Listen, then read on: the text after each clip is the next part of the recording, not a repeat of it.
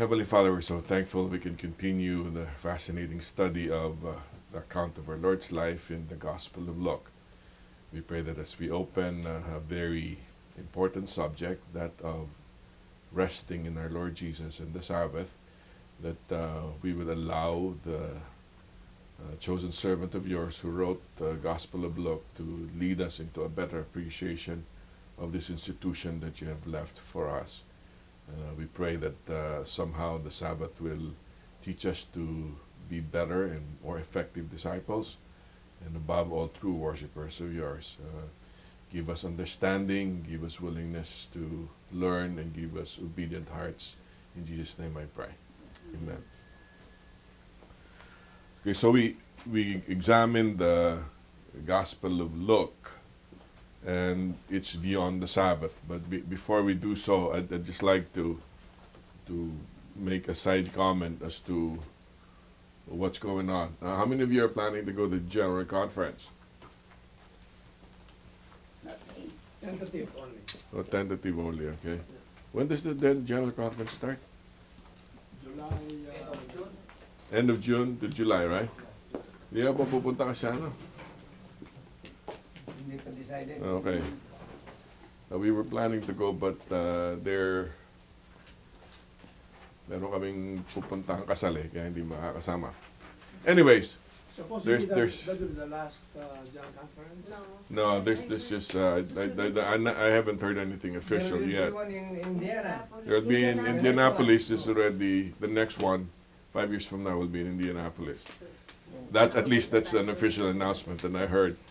Anyways, it would be interesting. I'll miss a lot because a lot of issues are brewing even now as we speak. The hottest issue, of course, will be the ordination of women to the ministry, and some people are even bringing up the concept of evolution and creation. Some people are even pushing gay rights, things like this. We are not immune to issues. I would just like to kind of counsel you when you try processing these issues, as members of the church. I think the safest stance to take is what I call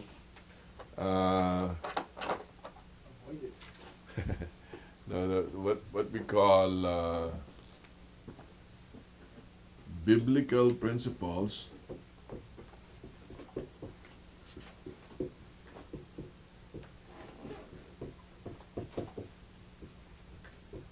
are eternal, okay?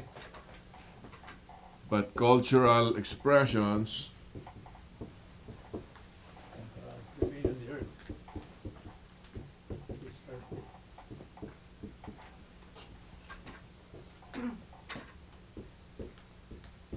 they vary, okay? Let's make it consistent instead of saying our eternal biblical principles are constant, okay? It's supposed to vary. So, we've talked about this so many times. A biblical principle is we should honor our elders, right? Respect our elders. Where's the basis of that? That's based on the 5th commandment. Honor your father and your mother. It doesn't only refer to your mother and father. It refers to respecting your elders. So when you go to the Philippines, how do you show respect to your elders? Mano mano. You put your, the hand of the elderly relative of yours or the friend, an acquaintance, and put it on your forehead. Now, if you go to Japan, how do you express respect in Japan? You have to bow, okay? Stand 3 feet All the away. way to your waist. You can. And then, if you go to Thailand, how do you do it? Have you been to Thailand, guys? You just Like this. Yeah? It's not as low as the bow in Japan, but you do this, okay? That's for everybody. They do that. Sure. If you say somebody ka, Small children, they do that. Yeah, because that's a culture, right? Yeah. So, you get a tie, bring that tie to Manila, okay? By the time you get to Manila, the parents of these children said, go show respect to your elders. And the kids do this. Now, if you don't follow this, you will say, these kids do not know how to respect their elders. They do not know how to mano. Are you following? Yeah. They do not know the gesture of respect in the Philippines. Now, are those people disrespectful? No, they have a different cultural expression. The way they Culturally ignorant. yeah, but I mean, so do they mean to respect the elders? Yes. But because they have a different cultural expression, they vary within the context of the culture they're in. But did they follow the constant principle of respect in the Bible? Yes, they did. What about the cultural expression? It's different. Are you following? Where will the problem lie? When you start telling the other person who has a different culture from you to act like you act within your culture. Are you following? You do not compromise respect for elders. The principle is there, regardless of where you are in the world. It's constant. But the way to express that may be different from culture to culture. So I got to be very careful not to impose my cultural expression on you. Because if I do that, I'll be very judgmental and it will be wrong. Okay? Now let's make it stickier. Okay? Music. Okay, whenever I do this, and I intend to discuss music for about 15 minutes in my seminars, I spend at least half a day. There's a lot of pastors. I mean, if you get like 50 or 100 pastors in your seminar, there'll be 100 opinions about music, okay? And it's very difficult, okay? So, for some cultures, if you start swaying, or you're raising your hands, or stomping your feet,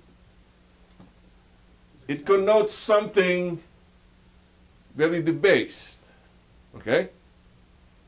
But other cultures, if you don't do that, you're not really worshiping. Are you following? There is a culture, Chris Fabry in Moody was saying, some missionaries went to Africa and they found a cultural group in Africa who were Christians. These people don't know how to clap. Them guys don't know how to, the common gestures that we do. But you know what they do when they want to show appreciation? They dance around you. They just dance around you. That's the way they show expression. Okay, can you imagine getting these cultural people and taking them to Fil-Am one Sabbath morning? And they love the song of, who sang for Sabbath school this morning? I always forget. Casey and Julie Tanaman, okay? So they're so excited. These Africans, fellow Christians, will be here. And you know what they'll do? They'll start dancing. And then you stand there, oh my, these people are very sacrilegious. They're dancing inside the church. You see the difference? There's a very, very big danger the moment you start judging people based on cultural expression as opposed to the biblical principle. So it behooves us, in order for you to navigate through all these issues, for us to be clear what's the biblical principle involved. Okay? And what are we discussing? Are we discussing cultural expression or are we discussing biblical principle? Okay. I'll make it stickier. Okay. I'm just talking about music. Let's talk about the ordination of women. And that's probably the hottest issue this coming General Conference. Is the ordination of women a cultural expression or is it a biblical principle? Cultural. Why do you say that, Benji? If it's biblical, then the Roman Catholic Church, which has been in existence since Peter went to Christianize Rome, they would have a lot of women priests, Okay. ordained priests, but they never had, and they have not yet, up to now, Okay. accepted that. Right. So, remember the prayer of a Jew? How does the prayer of a Jew go? Oh God, I thank thee that I wasn't born a slave, a Gentile, and a woman. A lot of women, female readers are not comfortable reading that. Because of course, you can understand why he's thankful that he's not a slave. You can also understand he's thankful that he's not a Gentile. But why be thankful to God that you're not a woman? Because they're male chauvinists? No, they're not. They cannot become priests. Because women in Jewish culture are not allowed to read from the Torah or from the book of the law, which is the highest discipline that a Jew can engage in. And for me as a Jew, not being able to open the law is a very, very great deprivation. But women are not allowed to open the Torah in the Jewish culture. All right? So within the Jewish culture, can you imagine imposing women's ordination? You're gonna create a riot, right? It's gonna be so bad because within this culture, that's not acceptable. Now you go to America, where in America there are female CEOs, right? There's female leaders. In other words, the culture is gender neutral. What's the meaning of gender neutral? It doesn't matter whether you're a man or woman, you can occupy positions of leadership. And it can be tolerable for a woman to occupy a position of leadership. That's a cultural expression, okay? What is the biblical principle? Allow the members to be priests, the priesthood of all believers. Allow the members to take leadership and assume their gifts within the church. That's the biblical principle. You read Romans 12, 1 Corinthians 12, and 1 Peter. Get all the records of all the gifts. Does the Holy Spirit select based on gender as to who receives the gifts? Never, because you will see prophetesses in the New Testament, right? You see Priscilla, Aquila, Lydia. There were no discrimination in terms of gender. Whether you were male or female, you were able to serve God. That's why it's gender neutral. And if the gifts of the church are pastors, evangelists, elders, all of this, then if it's gender neutral, we should allow, okay. To add a quirk to the whole thing, do you find any biblical support to the ordination of pastors in the Bible? No. No. Bishops. Okay, well, bishop, okay. Deacons. There are only two kinds of ordination in the Bible. The ordination of elders and the ordination of deacons. There are no ordinations of pastors. Where did we get the concept of ordaining pastors? Catholic. Yes, the ordination of the priest. So we took it from the Catholic tradition. Now, is it wrong? No. We need full-time workers to help shepherd our churches. So that becomes a church policy question. It is not a biblical question, it's a church policy question. So that's why it's amazing that we squabble over something that's not really a biblical doctrine. It is a church policy issue. And let me just orient you in terms of church policy, because I won't be at the GC. If you attend, maybe you can be able to engage in some discussions with some of your brothers and sisters all over the world. In terms of ordination, who decides who's going to be ordained in our church structure? Don't ever forget this. It is the union who decides that, okay? What's the level that we have? The General Conference? What's next to the General Conference? You get the division. Next to the division is the union. And then you have the local conference, right? So, who decides who's going to be ordained? The ordination committee must be at the union level. Why is it at the union level? Because every union has a territory. And the territory of a particular union has cultural idiosyncrasies. They have to operate within the cultural expression of the particular territory. The expression in Asia may be different from the expression in Europe.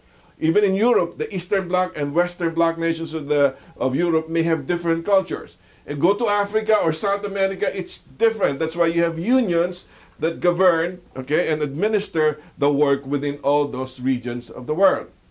So they determine whether within that culture this person has been chosen by God to be ordained as a pastor, to be a leader of a church. Okay?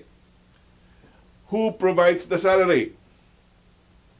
According to the policy, the conference gives the salary. You get the issue? The issue is that the union decides who's going to be ordained, and the conference provides the remuneration for the pastor who goes to. Okay, where does the General Conference and the division come in? The General Conference is only performing in an advisory capacity. What does that mean? They only advise the union. Okay? Because since they're based, Boyet is saying they went to Washington, D.C. to visit Pastor Valdemino. You go to the headquarters. What kind of culture surrounds the General Conference in Maryland? American culture, right? And there are some cultural expressions in Maryland which may be different in the cultural expression in Tibet, in China, right? So you gotta weigh this in. But in terms of general principles, the General Conference has been entrusted by the church to guide and advise the unions how to apply as much as possible the principles that you have in the scriptures. Why are there divisions? Because the General Conference officers cannot be in all the designated territories at one time. So you know what they do? They have the divisions represent the General Conference in a particular region of the world. Are you following? Our church structure says that the divisions is a representative of the General Conference in their particular territory. You follow? So if they're representatives of the General Conference, are they supposed to implement policy? No. They're supposed to advise the union as to how to implement policy. In terms of ordination, they advise the union as to how to pick those who will be ordained, and who gives the salary and remuneration. It will be the conference. Where's the challenge? The challenge would be if anybody from the GC or the division start imposing a policy to the union and to the conference. What do you do to the structure? You mess up the structure. What does that mean? When it comes to women's ordination, who determines who's going to be ordained? If you've been following what I said. The union. Okay, in terms of America, who decides who's going to be ordained? It's not the North American division. The North American division is the representative of the General Conference. So when you have several women pastors ordained in the California, okay, the union in the West Coast, since a lot of them have been ordained, the union saw fit to ordain. In fact, in California, there is a woman executive, a president of a conference. You know, for you to be president, I think you need to be an ordained pastor. So you have a woman who's a president of a Seventh-day Adventist conference in California. Why? Because the union saw fit that somehow you can allow, you're gender neutral when it comes to leadership positions. Now, as long as you follow that, there'll be no problem. The union determines the territory, cultural expression allows that, and the conference says, okay, we will provide the remuneration and provide the salary for this worker, okay? Where does the problem begin? The problem begins is when the division says, no, you cannot decide the ordination of this person. That's not them for them to decide. It's for the union to decide, okay? What makes it more complicated? If you get word from the General Conference that you cannot do it, and instead of being an advice, it's beginning to be imposed across the church, you will have a big problem. That makes the General Conference very challenging this coming July. Okay? Suffice it to note, I'll tell you right now that everybody was going fine. In fact, I don't have to go far. Do we have an ordained women pastor here in the Illinois Conference? Yeah. Yes, we do, right in the backyard, in the Instill Church. There's a woman pastor. Okay? Yeah, she's Ogden. It's a cultural expression, Cass. What's the root of this? Jennifer Ogden. That's what They don't have but no- the Bible says is women should. Okay, all right. Now, that's good. You read that, but Paul says that women should be silent in church. Why did Paul say that? What kind of culture was Paul addressing when he wrote that letter? That culture Jewish culture. finds it disruptive if you make the woman prominent in church. Can you imagine? You know, we went to a synagogue when we were in the Middle East, in Holy Land. Can you imagine a synagogue allowing a woman to read from the Torah? You know how big, you know how difficult it was. We were going to the Wailing Wall. It was 6 o'clock. It was Sabbath. I was trying to get a picture. What did the rabbi told me? There's no picture. Shabbat. That's how strict they are. And then you will allow a woman to stand there in the podium to read from the Torah and the law. Wow, you know what kind of cultural impact that would be? So Paul was writing within that context. Does that mean Paul didn't respect the leadership of women? Did he have Priscilla as his friend? Did he have Lydia as his friend? These leaders of the church. Yes, he did. So you got to put it in the culture. Okay? So here's the issue. The issue is we've got ordained women pastors in North America. I think there's some in Europe too. I didn't follow them. But in North America, at least there's some ordained women pastors. We even have women conference president in North America because the union saw fit to do that alongside the conference working. And that's the way church policy is. Let me just answer the issue of caste. It is not biblical because the ordination of pastors is not biblical in the first place, okay? It's not biblical, it's not explicitly biblical in the sense that you do not find biblical support for ordaining pastors. There's support for ordaining elders and so. But why do we follow the structure of the church? For order, right? Because that's the way we decided to run things, to be conformed to the body of Christ. You follow the order of the church. Some people are saying we don't even need the unions. We don't even need the divisions. Let's get rid of the divisions so we can streamline this stuff. Some people are saying let's not have a general conference. It's too expensive, right? To fly in the people and check them out in the hotel. There are arguments from both sides. But you got to go to those gray areas, to those church policy, go with everybody so that you do not create trouble. Okay? Now the problem is, because you're trying to follow church policy now, the union and the conference in North America has done that. When somebody higher, when I say higher in the hierarchy, imposes a policy to the union, which is not consistent with what they're doing, we'll have issues. One of the biggest problems, and I hope you exercise this, what will you do if, for instance, this is just an example, I don't think it's going to happen, and I pray that the Lord will be with the General Conference as much as you guys are praying.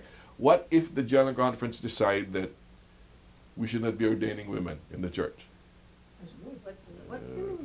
So it's cookie cutter all over the world. It doesn't matter what union you are, what culture you are. The cultural expression of the status of woman in society will be uniform across the board, regardless of the culture. We got problems. What will you do with the ordained women pastors today? You will unordain them. You see what we're going into? Well, so that's a foretaste. That's a foretaste of what's gonna. You can call it early retirement or what have you. You just messed up the organizational structure of the church. So, but again, those are cultural expressions. Those are not biblical principles. Cultural expression is not really good. Because it doesn't conform to your expression. I see, and that's the problem. The moment my musical taste is not followed in the church, then the service is just bad. Okay, that's not it. You know, I will just give you an example. You know, we've changed the order of our service, right? We hardly sing from the church hymnal now, because we committed as a church to cater to our young people and to which is the future of the church. So we've changed the format, and the leadership of the church, yes, we care more about our people than our musical taste. That's what we said, because we want them to be in church. We want them. They are following only from the other church. No. You know, this songs that they're singing is from Caleb.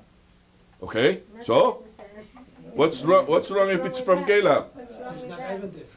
Okay, all right. Well, look So- at your church hymnal. So let's look into this. So forget Caleb. Let's sing from the church hymnal. Tell me how many songs were written by an Adventist in the church hymnal, the Seventh-day Adventist church. Starts doing something. No. You haven't answered my question, Kat. How many Adventist composers composed a song in the SDA hymnal? They're all Adventists. No. Oh, really? No. Not Seventh-day Adventists, but all Christians are Adventists. Okay. That doesn't feel sufficing here. Okay. All I'm trying to say. Okay, SDAs. Are there any SDA composers? We have this hope. That we have this hope was written by. Okay, but you can hardly you can count with one hand, with the fingers of one hand. How Why? many? Because they are not the Adventist people is not. They're not born Adventists. No. Let me express. You know how a song makes it to the hymnal, and not any song can just make it to the hymnal. Like any Christmas carol can just make it to the hymnal. That song must be tested and proven that it helps the church. That's why Because He Lives made it, right? Who composed Because He Lives? The Gaithers. It wasn't there before. We didn't have Because He Lives in the church hymnal, but it made it because it made a difference to a lot of churches all over the world. So even the Adventist church, I think, is a very edifying song. Let's include them there. But Gaither is not the Seventh-day Adventist. What is he? Well, you can even hear Because He Lives in Caleb, by the way. And you find in SDA hymnal. I don't know. It's Well, not because you don't know the songs. Yeah. So I hope, I'm just throwing this out to help you out. You gotta always look at this. You follow this, you'll have no problems. The moment you start squabbling with cultural expressions, you will start judging each other, and there will be disunity in the church. But concentrate on this. When Paul said that effeminates cannot go to heaven, was he expressing a cultural, or was he a No, because biased person? when he says liars, cheaters, Yeah. immoral people, he's not expressing a cultural expression. Yeah, but Specific. when that particular group, that has a tendency to be. Okay, so well, you know where the problem is there? You know where the problem is there, Benji? They're saying, oh, really? My gender expression, Effeminate. is only a cultural expression. It is not a biblical principle. Oh boy, is there a biblical principle in terms of the definition of marriage? There is a very clear definition in the Bible, right? Yeah. So now, if you confuse the biblical principle with the cultural expression, you got problems there too. And that's why the gay rights, LGBT and gay rights agenda, they try to convert the cultural expression that they have into a biblical principle. And they use that to look for proof text to prove that their lifestyle is actually sanctioned by the scriptures. But it's not. No. It's very clear in the Bible. Aside from the effeminates, and that you see the definition of marriage in the Bible from the get-go. In fact, somebody was commenting in one of the talk shows. I think it was with Janet Parsha. Those cultural expressions, they are making it a cultural expression. That's precisely the point. They're trying to make a biblical principle a cultural expression. So what's the point? Do not confuse the two. When you confuse the two, you will have problems. Okay, we will leave that at that because I know you guys will be going to the general conference. Will allow you. Okay, let's go to the topic. Okay, somebody read Luke 4:16 to 17.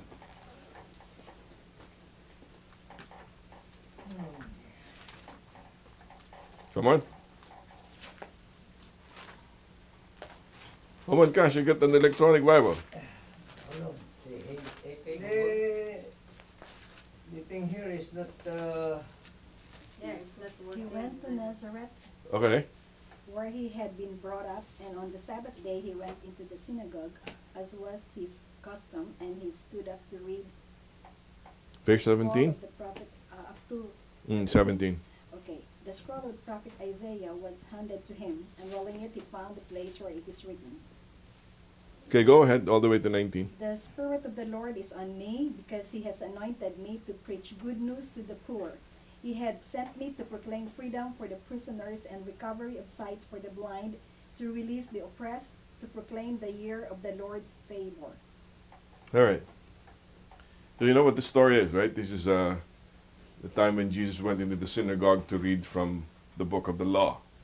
Okay? Luke 4:16 is a favorite text that we have. How does it begin? He went to the synagogue. Did he just go to the synagogue spur of the moment? Just he thought, let me attend today. It was no. What does it say? What does the Bible say?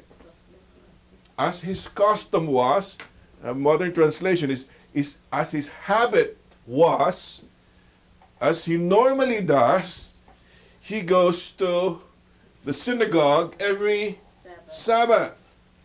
So here comes the first opinion of Luke in terms of the Sabbath. Did Luke respect the Sabbath? Yes, of course, because he says that Jesus himself observed the Sabbath. Okay? People will say, that was before he died on the cross. Because when Jesus died on the cross, he abolished the Sabbath, right? You hear this, right? Yeah. Did Jesus and the apostles keep the Sabbath after he died on the cross? Yes. Yeah, of course. I mean, in fact, if you read the book of Acts, what's the favorite evangelistic strategy of Paul? He goes to a place, he looks for the synagogue, and reasons with them on the Sabbath. There was a place where there was no synagogue. Where did he go? He went by the river, and they met when? On the Sabbath. Why did Paul go and evangelize people on the Sabbath? Because he was going to teach the Jews about Jesus. All right, cool. That's really nice, Benji. We'll follow that up. He wasn't just teaching them about the Sabbath. He was teaching them the gospel. Why did he pick the Sabbath day to preach the gospel? Because Jesus told them, or the disciples, that salvation should be presented first to the Jew, Okay. and then in Jerusalem, and then Samaria, and then to the othermost part. All right. Okay. That's a good quote from the scriptures. Now, if you attended the Church Growth Summit in Glen Ellen, we started with how many Jews at the upper room in Pentecost? There were about 120 believers, right? 120. Peter preaches a sermon. How many were baptized? 3,000. Okay? 2 chapters later, when Peter was arrested and thrown into prison, when that happened, another 5,000 men were baptized. Just men, without the women. Okay? So They were they all said, Jewish people. well, no, no. That's my point. This is my point. When you started with 120 Jews as believers, by the time you go to the early part of the church in Acts, according to Dr. Ariola, based on his research, there was as much as almost 100,000 new converts from the Gentile world into Christianity. So the ratio was almost 1 to like 40,000, says William Barclay. 1 Jewish believer to 40,000 Jewish believer. That's why were they selling all that they have in order to give it to everyone? Because can you imagine you start with a very small church? What kind of church? It's what we call a house church. They will be meeting at the upper room. And all of a sudden you have a mega church. You got 3,000. And then add another 5,000. You're talking like how many thousands of members. How will you feed these members unless the church takes care of himself? So the bottom line is most of the members of the church were Gentiles. How do you prove that? In fact, what was Luke? Was he a Jew or was he a Gentile? We knew he was a Gentile doctor. He was one of the best writers, okay, but he was a Gentile. That's why whenever Luke talks about the teachings of Jesus, he mentions the Good Samaritan. Who was the hero in the story? A Gentile was the hero in the story, right? Yes, there was a Jewish priest and there was a Jewish Levite, but who was the hero? The hero was a Gentile because Luke wanted to show people the all-encompassing grace of God in the gospel. So what am I trying to say? All I'm trying to say is when Luke wrote Luke 4:16 to 17 and said Jesus respected the Sabbath, okay, while he was living on earth. After he died, if people claim that he abolished the Sabbath, that wasn't true. His followers still kept the Sabbath. Oh, was it kept only by the Jews? I'm telling you, a lot of those who kept the Sabbath were Gentiles. Are you following me? And actually, you go to Acts 15. There was a general conference in Acts 15. We'll go to that in a little while. The bottom line is you cannot say, oh, the Sabbath is only for the Jews. It is not the Sabbath for the Jews. That's why the gospel says the Sabbath was made for men and not meant for the Sabbath. Jesus is the Lord of the Sabbath. Okay? As the custom of Jesus was, what? He went to the synagogue on the Sabbath day. And when he went to the synagogue on the Sabbath day and he started talking, what kind of message did he preach? Cleo read it. He quoted from Isaiah. He quoted about the proclamation of the good news to the poor, right? In the coming of the year of the Lord. In other words, Jesus came to preach the gospel. And there was a very big difference in the way he read the scriptures. Because what did he say in the end? Verse 21, what does it say? 4:21? Yes. 4:21. The marvel, And he began the to gracious words. Yeah. Okay, go ahead. 21. To the scripture is fulfilled on your hearing. All right. So according to verse 20, he closed the book. After he opened the scroll and he read from the scroll, Jesus closed the scroll. After he closed the scroll, what did he say? Today's scripture is fulfilled in your hearing. Wow! Isaiah was one of the biggest, the greatest, most eloquent prophets in the Old Testament. And it's the grandeur of Isaiah was there. And every Jew looked forward to the coming of the Messiah, which is the good news. The Messiah comes, he will save the people, liberate them. What does Jesus say? Today, the scripture is fulfilled before your very eyes. In other words, today, the Messiah is here. Is it happenstance? It's just coincidence that Jesus did it on the Sabbath? No. Because in Luke 4:16 to 17,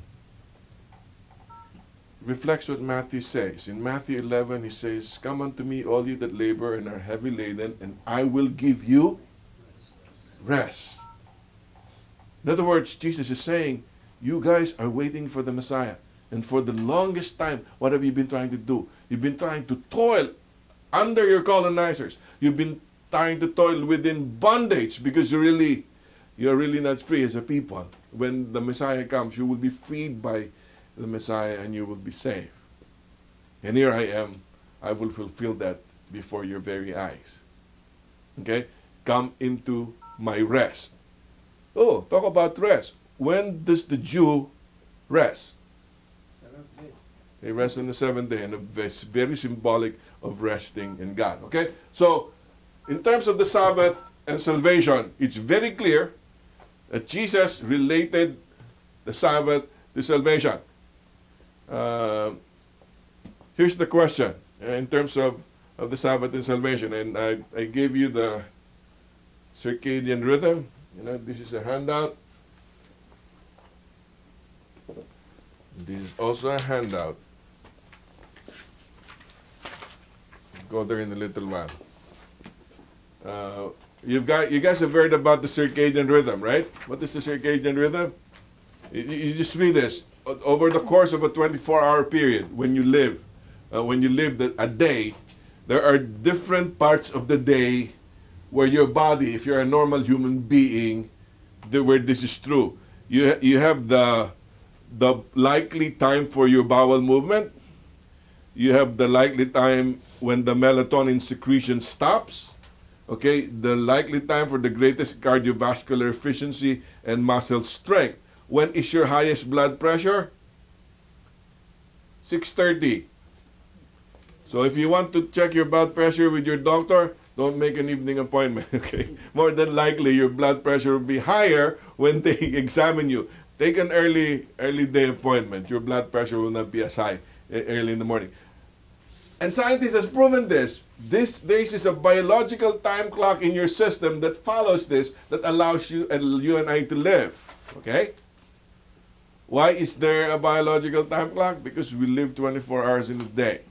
Okay, that's why there's what we call the science of, I gave you that in the, is what we call, whoops, sorry.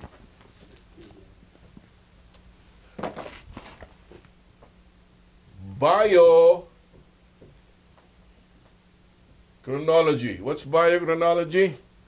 Bio is about life, okay? And chronology has something to do with time. There's a branch of science that studies life based on time. And one of the most famous aspects of biochronology is the circadian rhythm. The circadian rhythm is what you read here, okay? What they found out was very interesting because aside from the circadian rhythm, there is what we call a circa-septan rhythm. What is a circa-septan rhythm? Anybody has an idea? Septa is what? 7. There is a 7-day cycle that they found out in science. Notice that they found this 7-day cycle at the very simplest form of an amoeba. Even in an amoeba, they found cycles of 7 within the amoeba. Okay? It is not only true for men, this is true even for animals. Okay? Very, very quickly, let me read this to you. There's a rejection of organ transplants, immune response to infections, blood and urine chemical is affected by the circa-septan cycle. Okay? Even the common colds is affected by this. One writer says, at first glance, it might seem that weekly rhythms develop in the response to a 7-day week imposed by human culture thousands of years ago. However, this theory doesn't hold once you realize that plants, insects, and animals other than humans also have weekly cycles. Biology, therefore, not culture, is probably at the source of our 7-day week. Okay, and we're just starting from science right now. What we're trying to say here, there is a cycle of 7 within nature. Both plants and animal kingdom has cycles of 7. Who put the cycle of 7 there? The Creator. Or why do we say that it's the Creator? Because every other cycle can be explained astronomically, right? Yes.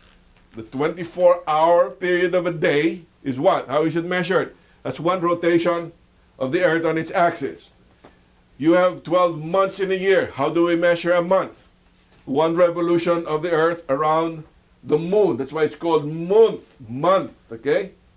How do we measure a year? It's one revolution around the sun. How do we measure a week? 7 days in a week.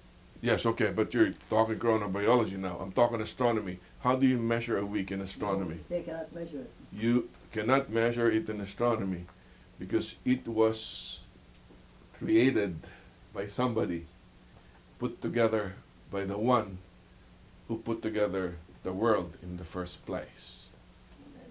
So, based on science, we have what we call the cycles of 7. And in the cycle of 7, it's amazing. What does the number 7 stand for in the Bible? It stands for perfection. Why is it perfection? Because there's 7 days in a week. Who created the 7-day cycle? It was God. And notice, the 7-day cycle ends with the 7th day. What does God do on the 7th day? He rests. There's a Sabbath right there. Okay, so it's amazing that even science that completes that, and even literature that completes that cycle of 7 points to what we call the Sabbath rest. And the Sabbath rest has something to do with salvation. Okay, for starters, that's something to do with creation, right? If you read Revelation, the first reason why all the creatures in heaven was worshiping God, because He is Creator. Later on, they see a lamb that was slain, right? They saw a lamb that was slain. So they changed the song. They sang a song of praise, not just for creation now. They sang a song of praise because the lamb was slain.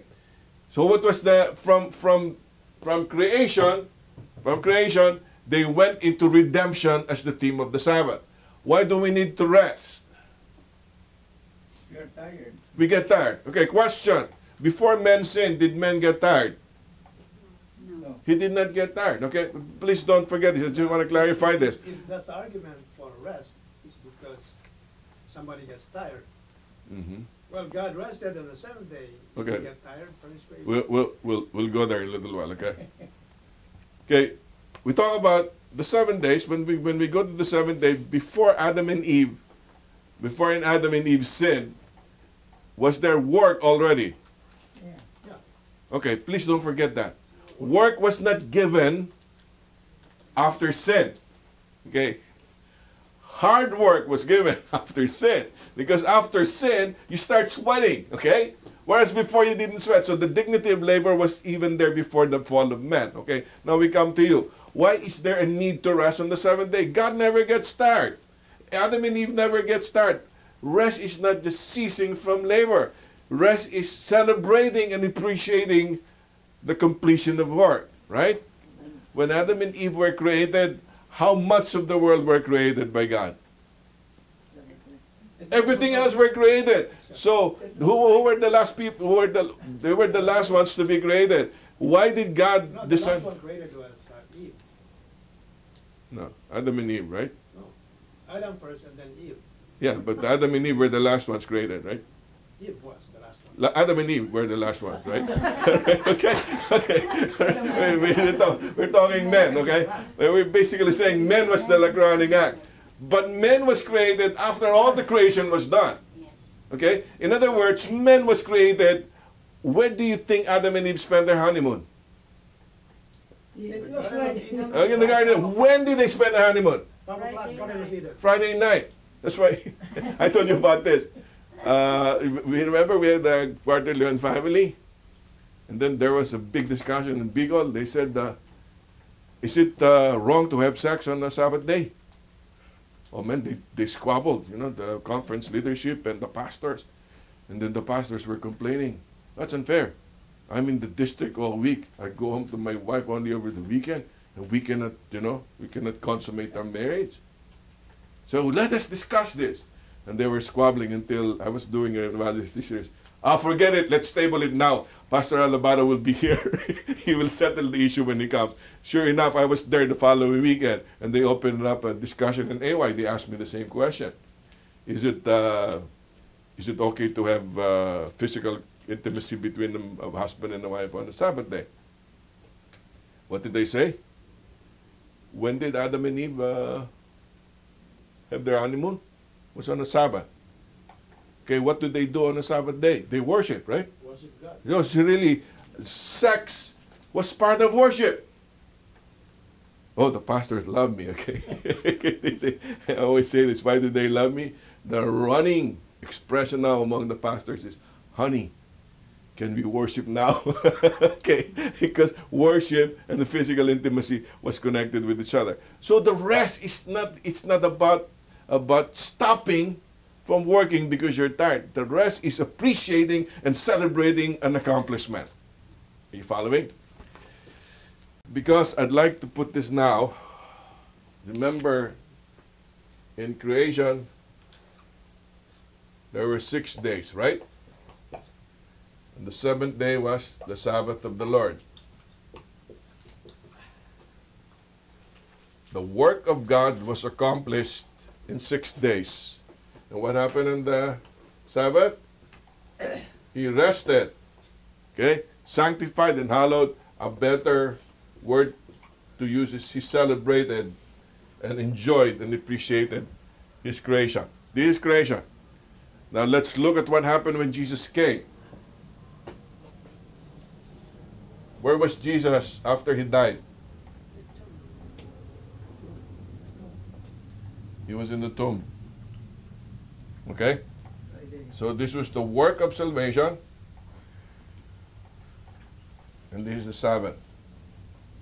And then you know what happened, right? There was a resurrection here. It's Resurrection Sunday. You see the cycle of work and rest and celebration? The cycle of work and celebration in terms of creation was happened in creation, to celebrate creation. But because men fell, from then on, men has never rested. Are you following? So they've been looking for rest. That's why when Jesus came and read from the scriptures in Luke 4, I've come to bring what? Good news to the poor. To alleviate you of all your suffering and pain, I will finally give you rest. What is Jesus trying to say? I will work the work of salvation so that you can celebrate the rest I'm giving you. What is he using in order to symbolize that rest? Okay, follow me carefully. This is very important. Isn't that the same Sabbath that Adam and Eve get sing? What's that? Adam and Eve, what? Get When they fell, when they sinned? No. yeah, because how long they are in the Garden of Eden? We don't know. No, we don't. I don't think it lasts long. What I mean, How long? Probably Sunday. the next day. Do you find that in the Bible? Well, no. Okay, so let's not speculate, okay? It could be a long while because you have to name all the animals, okay? There are a ton of animals. It'll probably take more than a day to name all the animals, okay? So it was a while. The bottom line that we're trying to say is there is a rhythm, there is a circumcision rhythm of work and rest, work and celebration. That happened in creation, that also happened during the work of redemption. Why did Jesus stay in the tomb on a Sabbath day? Because he was dead. It's a very logical answer. But was there meaning? Why in the world did Jesus not rise on Sabbath? Why did he wait till Sunday to rise from the grave? Well, He the said Bible on the says 3rd day he will rise up from the 3 days. Okay. So why did he say I'll be rising on the 3rd day? Why didn't he say I'll be rising on the 2nd or 4th day? Plan. Because he had one track mind. He has to rise on the 3rd day. That's Why? their plan. Why did he plan to rise on the That's first their day? plan. That was the plan of salvation. How And he what was the reason behind that plan? To start the working. All right. To follow the cycle of work and celebration. Because before he was buried that Friday, and that afternoon, some people say he was buried Wednesday, okay, that's a different story. But before he went into the tomb, what did he say on the cross? It It's is finished. tapos na. They say it is finished. In other words, it has been completed. Like when it was completed in creation, God celebrated on the Sabbath day to appreciate the work of creation. And when Jesus actually completed the work of redemption and said it is finished and he died, what did he do? He rested on the tomb. A symbolic rest because Jesus has given us rest from our weariness and their guilt. Okay?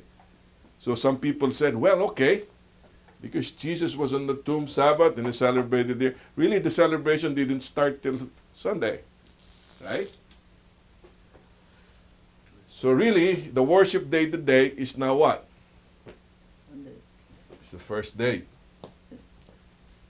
They're saying one of the strongest evidences for the resurrection is the observance of Sunday as a worship day.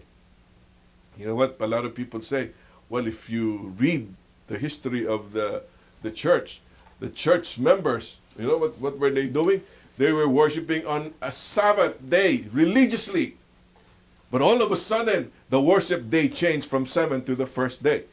What could have triggered that? Only the resurrection and its explanation behind that. Okay, the only problem with that argument is you cannot find that argument in the Bible. It was 150 years before they started keeping Sunday as the rest day. Exactly. Well, of course, you got to read history to do that. But you will not find anywhere in the New Testament that people started observing the first day as the rest day or the worship day. All right? They will try to read into it, right? One of the favorite texts that they give you is that, remember what did Paul say? The first day of the week, set aside money to give. You examine it in context. It's got nothing to do with the worship service. It's a matter of stewardship, okay? And That's Saction Jehovah, I think that's the firstborn of, what is that in the Bible says, first. Yeah, the firstborn of creation. And you're not talking about the divinity. I guess when we're talking about the Sabbath, this is the common arguments of people. And like Benji is saying, if you read history, particularly the book of Dr. Bakyoki, from Sabbath to Sunday, it was not until 150 years that you detect an early observance of Sunday.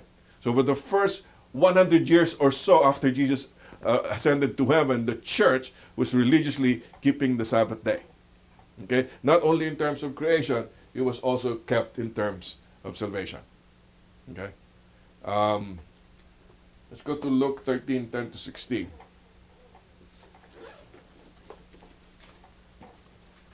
Luke 13:10-16. And he was teaching in one of the synagogues on the Sabbath.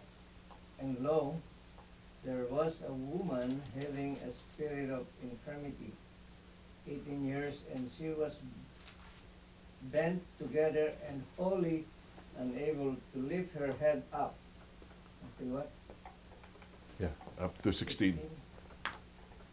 And Jesus, seeing her, called to her and said to her, Woman, thou art loosed from thine infirmity. And he laid his hands upon her, and immediately she was made straight and glorified God. But the ruler of the synagogue, indignant because Jesus healed on the Sabbath, answering, said to the crowd, There are 6 days in which people ought to work. In this, therefore, come and be healed, and not on the Sabbath day. The Lord therefore answered him and said, Hypocrites, does not each one of you on the Sabbath loose his ox or his ass from the manger, and leading it away, water it? And this woman, who is a daughter of Abraham, whom Satan has found, lo, this 18 years ought she not to be loosed from this bond on the Sabbath day? Okay. So we come into the healing portions of Luke. And of course, Luke was a doctor. His favorite records of the miracles of Jesus were the healing miracles of Jesus.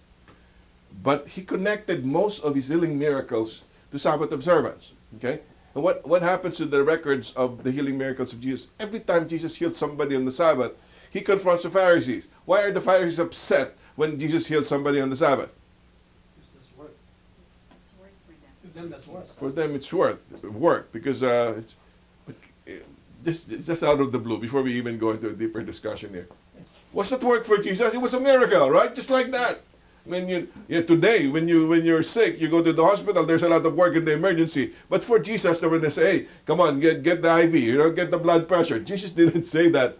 Hey, you straighten out, okay, you've been bent, okay? Hey, you walk because you're lame. Jesus creates a miracle. That's not even the work. Because they were so blinded with hate, they rejected Jesus Christ that even recognized the supernatural miracle of Jesus. And that's the point. That's not the point. Jesus said, okay, for you, healing is working. Question, do you always heard this issue? You're only allowed to heal if it's an emergency. Have you heard that? No. That's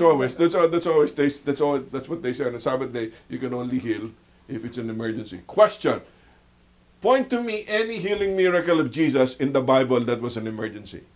Was this an emergency? No, it's chronic. How long was the woman? 18 years. For 18 years. It's chronic for 18 years. Jesus could have waited another day.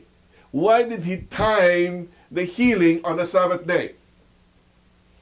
He wanted to prove a point. What was the point? Well, not only that, he wanted to make sure that this woman, the daughter of Abraham, could praise God on Sabbath. All right. Because God, Sure. Jesus does not want a person who is very sickly. How can you praise God if you're very sickly? Okay, so Benji gave a partial answer. Okay, the partial answer is this: the reason why Jesus healed on the Sabbath is to make the Sabbath a symbol of freedom and healing from God. Okay, and the moment you're healed and you're freed by God, what is your response? The response is to glorify God. Then you find the connotation of worship on the Sabbath day. Are you following now? That's why Sabbath is spent by people to worship God specially. Not that you don't worship God every day, but Jesus performed miracles so that they can glorify God. And that's a very valid point. So the purpose of the Sabbath was so we can serve. And because we can serve on the Sabbath, we can serve people, those people will learn to glorify God. A very good argument here. Do you realize that for the Jew, it is okay, it is all right on a Sabbath day to loose your animal and take the animal to the water? Can you imagine this? How many of you have been to provinces in the Philippines? If you're in the province and one of the members is a farmer, the farmer, okay, tills the ground, but the same token, he has a carabao, right, to till the ground. When do you feed the carabao? You feed it at the right time. According to this, if you were to translate in the carabao, it is okay on a Sabbath day, before you go to Sabbath school, to take your carabao, take the carabao to the water the carabao, have the water to drink, and take the carabao back home. All right. If jogging is a lot of work, you know what work it is to pull a carabao.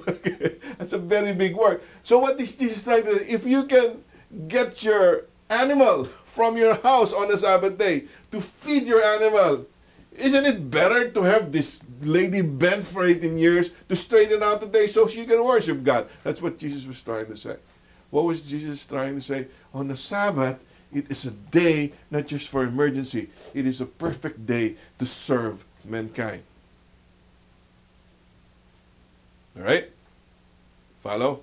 Because a lot of people ask themselves, what should I do on the Sabbath? If I don't do anything, I'll just sleep on the Sabbath day. But Pastor Ariola calls it in a Sabbath afternoon, a lot of the members go to the mattress cathedral. It's a mattress cathedral because they go back to their mattresses, they're sealing it with memory, and because they just like, no, it's a perfect time to be of help. That's why, well, I don't know, maybe we can visit Ranjo tomorrow, depending, but people visit the sick. You can feed the homeless. You can go to feed my hungry children. That's perfect time for the Sabbath. That's what Jesus is trying to say. We fail to see that. We only think of attending church on a Sabbath day. But Luke is saying, perfect time to relieve the oppression and the suffering of your fellow man is on a Sabbath day because that's the purpose of the Sabbath day. Okay? Luke 6, 1-11.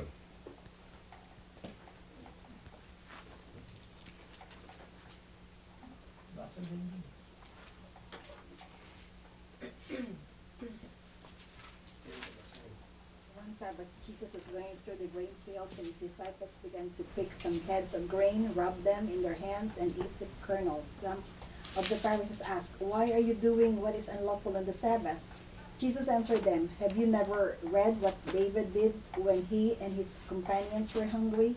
He entered the house of God, and taking the consecrated bread, he ate what is lawful only for priests to eat. And he also gave some to his companions. Then Jesus said to them, 'The Son of Man is Lord of the Sabbath.' On another Sabbath he went into the synagogue and was teaching, and a man was there whose right hand was shriveled. The Pharisees and the teachers of the law were looking for a reason to accuse Jesus, so they watched him closely to see if he would heal on the Sabbath. But Jesus knew what they were thinking and said to the man with the shriveled hand, 'Get up and stand in front of everyone.' So he got up and stood there. Then Jesus said to them, 'I ask you, which is lawful on the Sabbath, to do good or to do evil, to save life or to destroy it?' He looked around at them all and then said to the man, 'Stretch out your hand.' He did so, and his hand was completely restored. But they were furious and began to discuss with one another what they might do to Jesus." Oh, okay. We go to another healing episode. Of course, there's an episode in the cornfields. So there's a man with a withered hand there. How long has the man had a withered hand? Since birth. Does it say there, Cleo? Whoops. Since birth.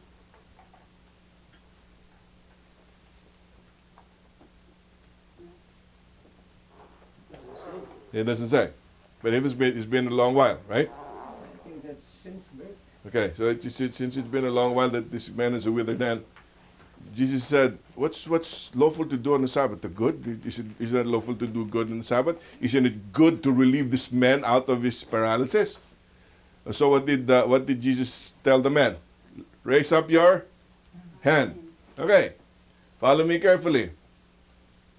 What happened to the hand? Got healed, right? Who raised up the hand? Yeah. Hello. No, the guy. Okay, all right, okay. This is cool. Follow me carefully, okay? Did Jesus raise the hand? No, because it wasn't Jesus' hands. It was the hand of the man. Did the man raise that? No, he's been trying to raise it for years. He couldn't raise it. What raised the man's hand?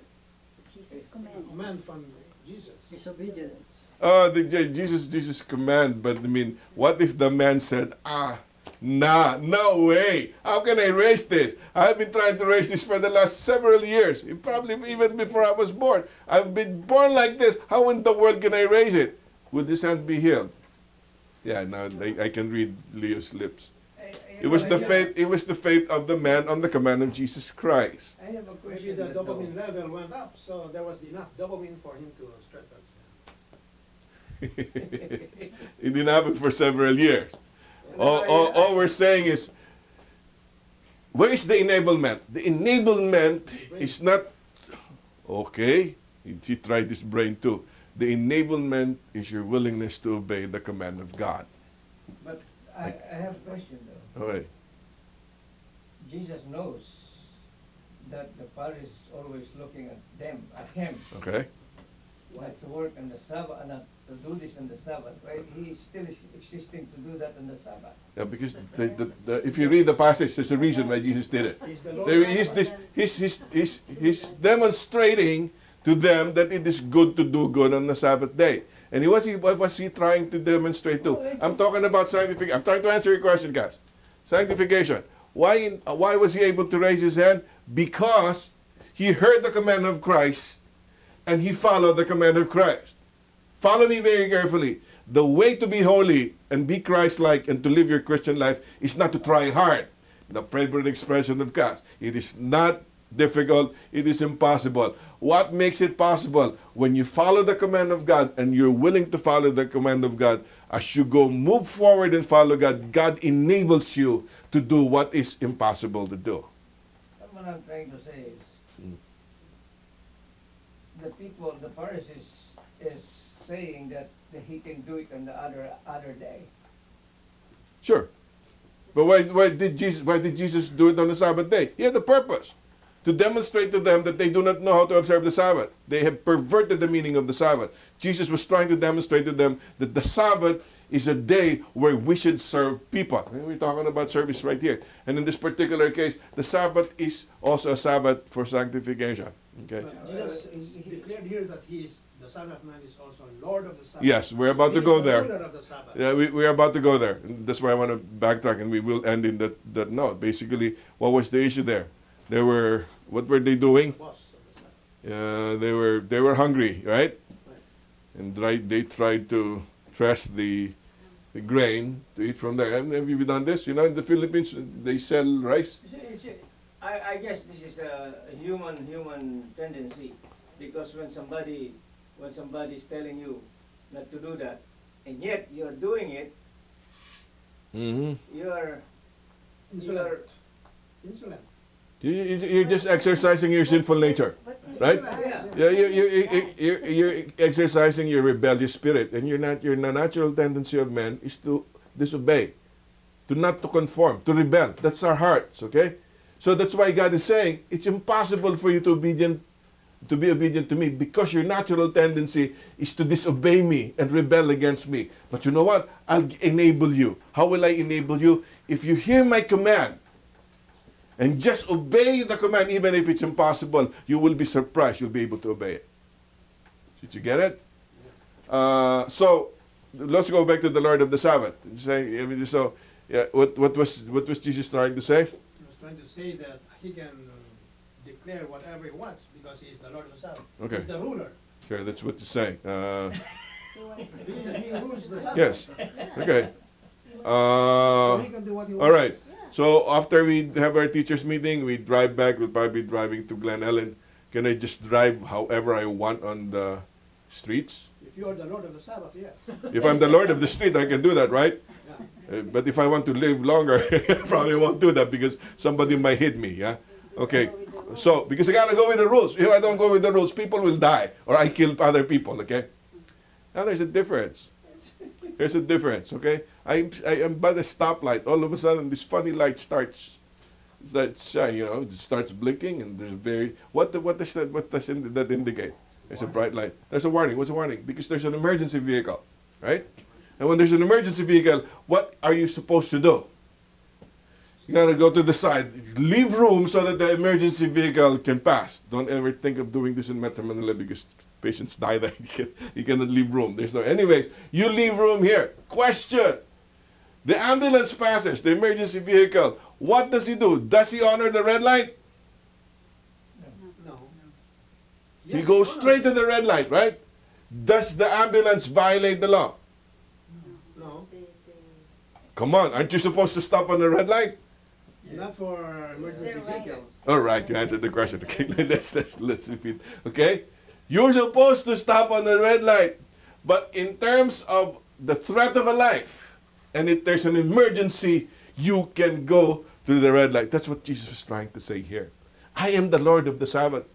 The meaning and the purpose of the law is to promote life. So just And if like by observing the Sabbath you destroy life, you're not following the intent of the law. I am the Lord of the Sabbath. If I can save a life on the Sabbath day, I will save a life on the Sabbath day. He made the rules on the Sabbath. Yes, that's why he's Lord of the Sabbath.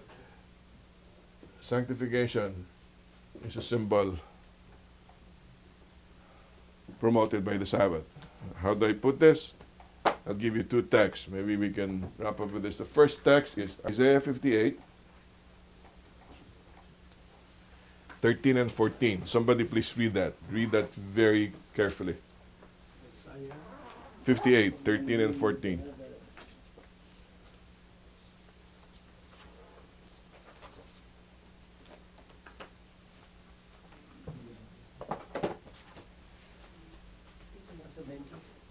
If you keep your feet from breaking the Sabbath and from doing as you please on my holy day, if you call the Sabbath a delight and the Lord's holy day honorable, and if you honor it by not going your own way and not doing as you please or speaking idle words, then you will find your joy in the Lord, and I will cause you to ride on the heights of the land and to feast on the inheritance of your father Jacob. The mouth of the Lord has spoken.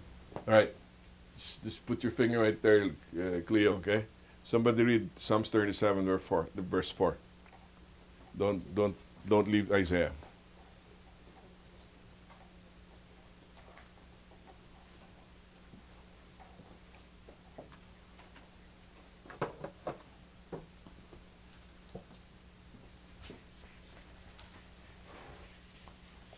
Sounds what? Psalms 37, verse 4. You guys know this. Delight yourself in the Lord, and He will give you the desires of your heart. Okay, all right. The essence of sanctification, the essence of the Christian life is worship. Okay? Yes. If you do not worship God, you're just faking it. You're just going to the rituals. What is worship? You're following God because you adore Him. He's the most precious thing in your life. So whatever God wants you to do, you do it. In fact, how did the early Christians do it? You know, when we had the Reformation tour, you know what they did to Huss and Jerome and all those martyrs? They were so adamant with them, they even had to exhume some of the bodies so they can burn them at the stakes. They were being burned to death for standing for the truth. While Peter and the apostles Paul and Silas were thrown into prison, what were they doing in prison? Singing. They were singing because it was an act of worship. Even if they were suffering, they had joy and delight in the Lord. That's the essence of sanctification. That's true sanctification. That you're joyful even unto death to stand for Jesus Christ. When you reach to that point, you know you're exactly following the will of God for your life. How does the Sabbath come into play? Notice in Isaiah 58:13, what does it say? You must take delight on the Sabbath. How do you take delight in the Sabbath? You avoid your own pleasures, okay, but think of God. And then what happens when you do that? You will learn to delight in the Lord. How is worship described in Psalms 37, verse 4? You delight in the Lord, yeah, and He will give you the pleasures of your heart. You will find joy in God. That's the essence of sanctification. How in the world did the Bible explicitly include the Sabbath in delighting in the Lord? Because somehow through the Sabbath you can delight in the Lord in a very special way. People miss this because one of the reasons why it is very beneficial and it's blessed to keep the Sabbath. Okay? Just one more thing. Don't forget this. Men. So I guess the question you want to ask, how do you observe the Sabbath? All right. Okay. How do you delight in the Lord? When do you start? Sunset Friday, all the way to sunset Saturday. Right? What happens when there is an emergency? You're singing and the praising during second service. Your phone rings and says, "Dad, the house is on fire." What do you do? Call the fire department. Let them burn. Call the fire department. So that we can collect the insurance. All right, okay. That's cool, okay. Yeah, I like the way you think, okay. What if so happens your grandkid is in the house, Cass, what will you do? I'll run. All right. Do you wait for the closing song? No. That's why it's an exemption. When there's an emergency, says Jesus Christ, when there's an emergency, okay, the purpose of the law is to promote life. Follow the emergency route. Like the ambulance could cross the red light, okay? Second, mercy. When somebody needs mercy, and it's on a Sabbath day, what's the meaning of mercy? Remember I told you we were going to Glen Ellen English Church. I was to preach one day, and Justin was so late. I was kind of getting upset because we were running late. But on our way to Glen Ellen, we found a lady having a nervous breakdown on the highway. I stopped the car and attempted to help the lady, and we called 911 until the emergency crew came. We did not leave the lady because she was cold. She was running. I don't know what's going to happen to her. Time to show mercy. Do you care about Sabbath school? No. Because it was important to show mercy to somebody who's in need. And that's the purpose of the Sabbath. What's N? Necessity. Oh my, I'm supposed to preach. Oh, and the battery of my remote control is not working. So you buy it on the Sabbath. Oh, you buy on the Sabbath. Why did I need to buy on the Sabbath? Because it's a necessity. Okay, did I violate the Sabbath? No. Because of men. Do not forget men. Okay, I hope you remember men. Necessity, you can do it on Sunday. Yeah, right. But that's my time up for preaching is over, man. That's why it's a Sabbath. You gotta preach on the Sabbath, and you don't have a battery. You buy a battery on the Sabbath day. Okay, that's a necessity.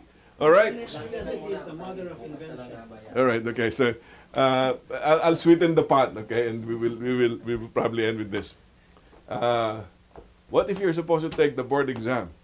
You just finished nursing education. You finished med school, and the examination fell on a Sabbath day. What are you supposed to do? Does it coincide with any of men, M-E-N? Yes. No. You can rationalize mercy. No. Oh man, if I don't become a doctor, I mean no hope for my family. I'm exercising mercy. Is it an emergency? No. Oh, you know, they only give this once a year, okay? And I don't take this, I'm gonna be postponing my profession for another year. Is it a necessity? Yes, I need to take it in order for me to be a doctor. Right. Yes. Do you then take the exam? No. Why? Because if you take the exam, you might not go to heaven. Okay, you were doing really good there, Benji, until you said that. No, because if you read Isaiah 58, men must be understood in the context of not doing your own thing. But it's not If we- their own thing because they are forcing you to get that thing. What? What you forcing? You It's the exam. they're forcing you to be a doctor, okay? No, the exam because Uh-huh. they are forcing you to get that exam on the Sabbath because Because they need the money to it collect was from you. designated in that on that day. But Okay. there are Okay, other question. things you can take. Okay, so if the exam fell in the Sabbath, will you take it, guys? Probably. It's cast. Okay. Before So- the Sabbath. So how do I answer the question when somebody asks me that? Because somebody already asked me that here. So some guy who attended You our can ask our you lesson can ask preview. the professor to take it another No, day. No. Okay, here's the. Boards, you don't- What if there's no other schedule? Because there's a lot of That's what I'm things. saying. There's So what do you do? As for a special consideration. You can do that. Aunt Cocos is my friend. Okay, aside from Lemuel Medina, Lemuel Medina did that. He was scheduled on the Sabbath day. He didn't take the exam. They reschedule it. They say, "You're crazy, man. You spend so many years. You spend money, and then you're throwing away all your future in medicine because of your silly belief on the Sabbath." He did not. He took it another day on a Sunday. Lemuel topped the boards. Same thing happened to Aunt Cocos. It was scheduled on the Sabbath. Yan also, Estrada. Yeah, Wian was but Wian was nursing. This Aunt Cocos was for medicine. So December, they scheduled the exam on a Saturday. Didn't take it. She took it the following year on a Sunday. She topped the boards. I'm not saying when you keep the Sabbath you're gonna top the boards. Okay? You have more time to review. Right, we were in a flow there, all I'm trying to say is if you read Isaiah, my answer to questions like that, I've been asked by some of the people that attend here about the Sabbath, how do you observe the Sabbath? It's always Isaiah 58, 13 and 14. Are you doing it for yourself? If the mercy and emergency and necessity is for me, you are not delighting in the Sabbath. Okay, I will do it because they might make me on the future days, and not after a year. Yeah, it's almost like saying, hey, we need to move the church. We don't have money. Why don't I buy lotto tickets, right? When I win the lotto, I'll give it to the church. Well, that's different. No, it's rationalization. All I'm trying to say is, if it's mercy, I will do something and forget church on the Sabbath day. But mercy, that's not mercy for me. It's mercy for somebody else. It's necessity for somebody else. It's what? It's emergency for somebody else. If it's for me, I will delight in not doing my own thing on the Sabbath, then I will delight in the Lord. The God says, take care of yourself also. Be the head, not the tail. Okay, where do you find that in the Bible? Take yourself also. Okay. Okay, you don't. People were saying, the rationalization is love your neighbor as you love yourself. There you go. You should love yourself. People are perverted interpretation of that thing. That's not the interpretation. All it's saying is if you care about yourself, you want to preserve yourself, care about your neighbor the same way. All we're trying to say is what is the Sabbath all about? How do you observe the Sabbath? That's a practical end of our lesson this coming Sabbath. Isaiah 58. Don't ever forget Isaiah 58. In the light of men, mercy, emergency, and necessity. Alistair Begg gave this in the way you observe the law, not only the Sabbath. Particularly if you want to observe the Sabbath, consider mercy, emergency, and necessity. But in the context of Isaiah 58, you must do it not for yourself. Okay? You must do it for God. You pursue the pleasures of God. And once you pursue the pleasures of God, you will delight in the Lord. Yeah, and when you delight in the Lord, how you'll be about okay. this, Rufus said, you've been asking a lot of questions. This is exactly what I'm struggling with. Mm-hmm. Trying to meet the needs of our poor brethren in the Philippines. Okay. I go to rummage sale on different churches. Okay. And supposing the rummage sale only happens once a year, but it's on the Sabbath. That's a good What do you do? necessity. Okay.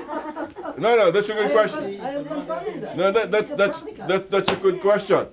And I will not answer it for you, Rufo, because you can answer it for yourself. The question is, are you doing it for yourself or are you doing it for others? Of course, it's not for me. See, for other people. Hey, if you're doing it for others, not doing it for yourself, you're doing it to delight in the Lord, hey, go have at it. Do your thing. Because you're not doing it for yourself. But they were church members, right? Yes. Yeah, so they were doing it for themselves. They're God's people too. But they were in so the wrong it's- church. Let's not For complicate the the poor thing. brethren, the needs of the poor brethren in the Philippines, Brethren. But those, who needs those items. but he goes to the Sunday keeping church. False day of worship. But then, Okay, that's what I let's- say. Okay. Ginugulo mo lagi, Benji. Ayos na yun. Ito lang, so we're just saying, it's not a cookie cutter, it's not a cookie cutter answer. Okay, you decide for yourself in your relationship with God. But the exception for the observance of the Sabbath, in terms of the way we do it, spend time for worship, do stuff, is mercy, emergency, and necessity. But that must be done in the context of not your own self. You don't do it for yourself, it will be done for others. And if you're thinking, yes, this is like a necessity, that I need to do it for others, and it's on the Sabbath day, in fact, Jesus is saying that's a perfect time to do it, because you're doing it for others. How about if you're Including buying, animals. if you're hungry, if you're buying some food on the Sabbath, It's a is that necessity? Yeah. No. Food is. You have to buy, you have No, to man pay. does not live by bread alone. Oh, then you. That's what I said. Okay, what happens if you're diabetic, man? You'll be, if you don't eat, you'll be hypoglycemic. Just drink milk. Well, Where will you get the milk? You have to buy You the don't have milk. You have to bring. What if you have nothing? It's not an emergency if you brought something with you. See, I mean, you can scoot around here, but it's a very basic principle. The basic principle is men, okay, but you don't do it for yourself. You do it What for. I'm trying to say is, Mhm. a lot of Saturday when we go to like the general conference, you don't have anything. You go to some restaurant. On the Sabbath. Okay. It's not necessity. What you mean it's not necessity? I know of a lot of pastors who go to even they're invited in a particular territory, and the same hospitality that you enjoy in the Philippines is not in the territory. They will leave you alone. So you know what those pastors have to do? They have to eat. They gotta go to eat in a restaurant. They have no choice. That's on your what do you call it? On your credit card. You're doing your thing. No, it's not. It's not doing your thing. It's not doing your thing. I mean, don't judge the person. If the person needs to eat because he needs the fuel, it's an emergency. Okay, it's a necessity for him to do it. And the question is, Don't look at people. Okay. God, Just think of Jesus. yourself. Jesus didn't eat for 40 days. okay, Even just once that you. it had nothing to do with the Sabbath. Something to do with the temptation in the wilderness. Read the passage that we read No, again. what I'm saying is, Pastor Ring, You can- how about cooking during the Sabbath? All right. Okay. We can even add. How about taking a bath on the Sabbath, right? That's ironing on the Sabbath. Okay. I'll answer you, brother, in a very amusing way. if you don't take a shower on the Sabbath and you smell really bad and you go to church, you will do a disservice to the worship service, all right? Okay. And because you do that, okay, you're not doing the shower for yourself. You're doing it to be appropriately dressed and clothed on the Sabbath day. You're not doing it for yourself. You're doing it for God. How about cooking on the Sabbath? What's wrong with cooking on the Sabbath? You get hungry if you don't cook. When you kindle fire, God has imposed rules about it. God did not impose the rules. The Jews did. The Jews did. No, it's in the Old Testament. No, you will not find it in Do the... not kindle fire. Yeah, yeah. But you gotta understand, contextualize the thing. Okay, before this really stretch out a whole lot. Remember, the Sabbath was given for 3 reasons. Okay, it was given so that we can appreciate salvation, so that we can have a special time to serve other people, perfect time to do it, and it's given so that we can sanctify ourselves in God. Okay. The most important thing about the Sabbath, I think we need to stress here, it's recognizing that we cannot do it on our own. Right? What's the key word for the Sabbath? The Sabbath, rest. What's the meaning of rest? Physical rest. Is there activity if there's rest? No. In other words, if you read Hebrews 4, the symbol of the Sabbath is, you must rest from working the way God rested from His work. Why did He rest? Because it has been completed, right? Because the creation was done, He rested on the 7th day, says the author of the book. In other words, is the work of salvation completed? Yes. It's completed by Jesus Christ because He has completed it. What are you supposed to do? Rest in Him. Do not try to save yourself, because if you try to save yourself, you violate the whole essence of the Sabbath. And that's the clear teaching of the Scriptures. And you know what happens? The moment you rest on the Sabbath and celebrate the meaning of your salvation, you will delight in Him and you will grow, okay? And learn to serve your fellow men as well. All right. Amen. If I only knew that Cass has a lot more questions than the discussion, it would get ready more. But I hope you understand that the Sabbath is not for you. It's not for me, okay? The Sabbath is for service and for God initially. And when you apply this, you put that in the context. When I go to restaurant on Sabbath, that's not for me, huh? Okay. Just bring me. Yeah, it's like, and you have to pay. You have to pay. Yeah, I mean, if you can do it the way I do it, sometimes I skip lunch because I'm... Yeah, that's what I'm saying. Man does not dessert the month. Oh, that's okay. That's okay, okay? But it's not okay for me to see you, oh, look at Cass, he's eating in a restaurant. He's not a Christian anymore. That's not okay for me. It's okay for me to skip my lunch, but it's not okay for me to say that Cass is not a Christian anymore because he's eating in a restaurant on the Sabbath day. He's got his reasons, okay? So there's a thin line between judging and there's a thin line of being safe, okay? What we're concentrating here is the Sabbath is a symbol of salvation. Rejoice in that, okay? Don't worry about the salvation of the other guy. Rejoice in your salvation. You can rest in Jesus Christ and delight in Him. All right? Amen. Amen. Okay, let's bow our heads for prayer. Hey, Father, thank you for this animated discussion we had on the Sabbath day. We thank you for the symbol of the Sabbath that you've afforded your people. It's a symbol of our salvation and of how a great Creator took the initiative of a fallen creation to redeem us through Jesus Christ, finish the work of salvation that we can rest in Him. It is also a way whereby we can specially spend our day in serving other people, ministering to those who are in need. And dear Father, it's also a symbol and a sign of our sanctification. Teach us, dear Father, the Sabbath to learn that if we will only rest in you every day and trust you every day, we will truly grow in the knowledge and fear of Jesus Christ. Learn to worship you, being able to do even that which is impossible, not for our sake, but only for yours. In Jesus' name I pray. Amen.